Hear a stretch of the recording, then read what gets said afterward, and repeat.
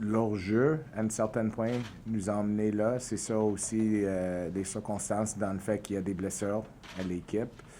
Euh, à propos de vouloir avoir une équipe plus jeune,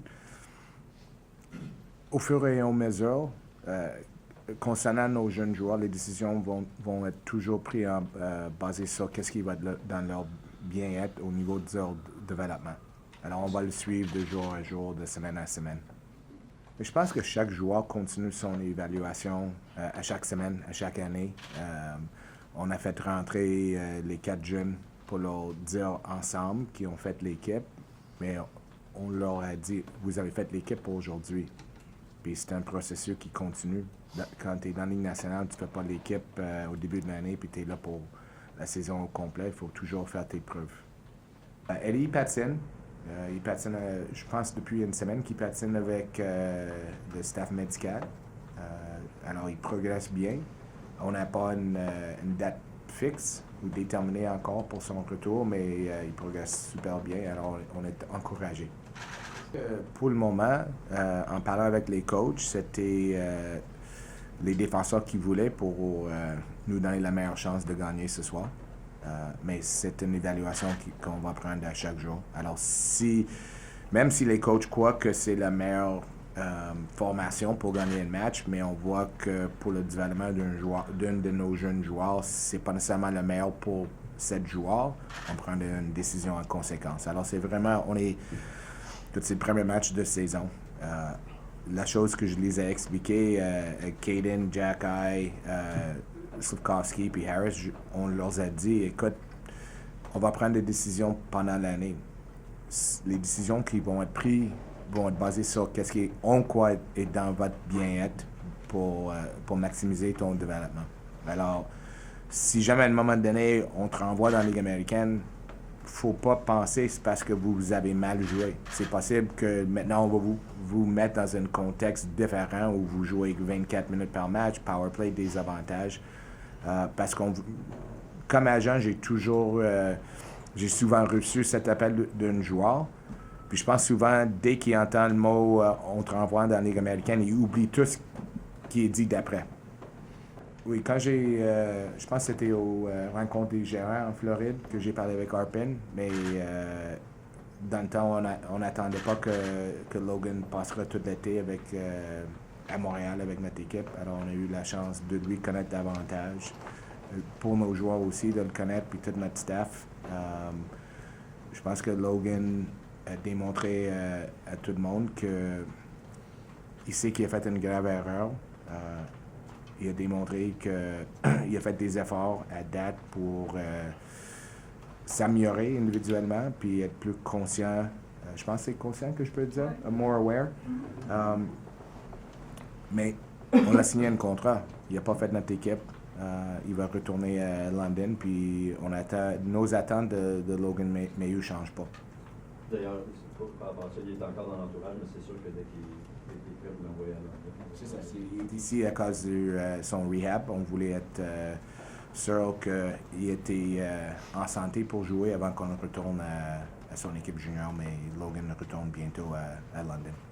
Je ne peux pas répondre à cette question dans le moment, mais je peux vous dire qu'à court terme, probablement à mi-terme, ça ne paraît pas que Paul sera en mesure de retourner, absent un changement extrême côté médical. Alors, il continue à avoir de misère. Si on avait un peu comme Carey, l'an passé, qu'on voyait que Carey il faisait le programme et il arrivait à un certain point dans son rehab, puis ça reculait tout le temps. Puis c'est ce qu'on voit avec Paul présentement. Je sais qu'il va aller voir un autre spécialiste dans les prochaines semaines. Et Joe était... c'est sûr qu'il retournait d'une blessure, puis il a tombé malade aussi, alors il a manqué une partie du camp. Puis je pense qu'il y avait une certaine inquiétude au même temps de le mettre en trop de matchs pour le remettre comme en forme côté hockey quand il revient aussi d'une blessure, pas juste la maladie. Alors je pense que Joe est un peu en retard là-dessus, mais c'est sûr qu'il fait partie de notre équipe. On a 14 joueurs d'avant dans le moment. C'est 14 bons joueurs d'avant. Je sais que Joe et Martin ont une dialogue dialogue qui est très positif. Puis je vois pas aucun problème dans le sens de Joe est un bon coéquipier. Puis de jour en jour, on va suivre. Puis j'aime aussi le côté qu'il y a une certaine compétition saine parmi les joueurs. Et on a vu l'an passé, puis à défense déjà cette année, qu'on est rarement complètement en santé. Écoute, Joe est sur la dernière année de son contrat. Il n'est pas le seul joueur qui est sur la dernière année de son contrat.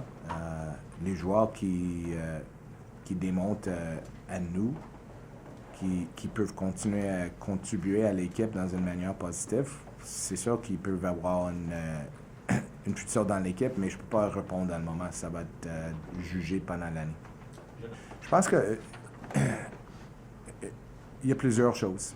Premièrement, une croissance dans la culture de l'équipe, qu'est-ce qu'on attend de la groupe dans l'ensemble, la manière qu'ils agissent ensemble. Deuxièmement, c'est un progrès sur glace, comme équipe, autant que comme individuel. On veut voir que les joueurs progressent.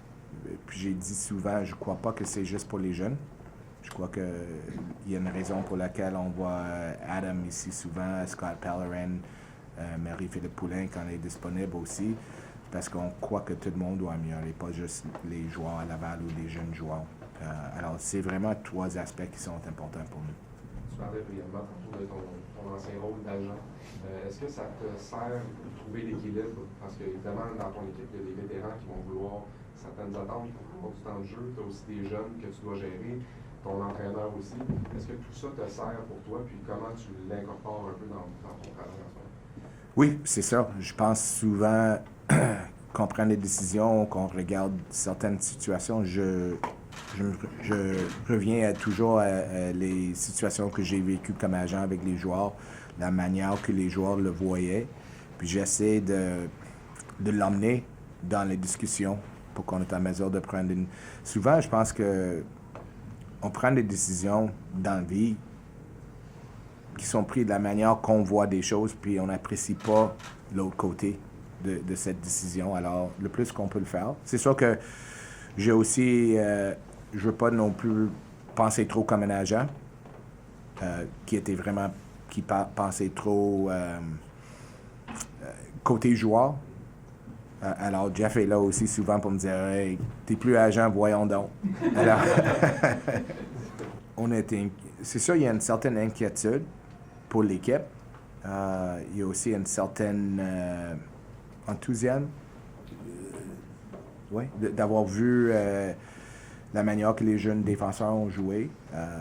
Je pense, pour donner un exemple, Arbor Jackeye. On joue les 2 matchs à Ottawa, puis certainement la deuxième, pas à Ottawa, mais à Bouctouche. Puis c'était quand même avec tout ce que DJ Smith a dit avant le match. J'ai regardé Jackeye de près, puis je pense pas que son bâtiment de cœur ont passé 70. Alors, je vois en lui un gars qui calme. Gooley, c'est la même chose. Je trouve que Gooley s'est amélioré de jour à jour. Il était meilleur dans la Ligue nationale, dans les matchs au concours qu'il était à Buffalo. Alors, il y a une certaine progression qu'on voit, mais dès qu'on devient flexible, puis on croit qu'on a d'autres défenseurs comme un Corey Schooneman qui peuvent jouer dans la Ligue nationale. Alors, on va le suivre de jour à jour.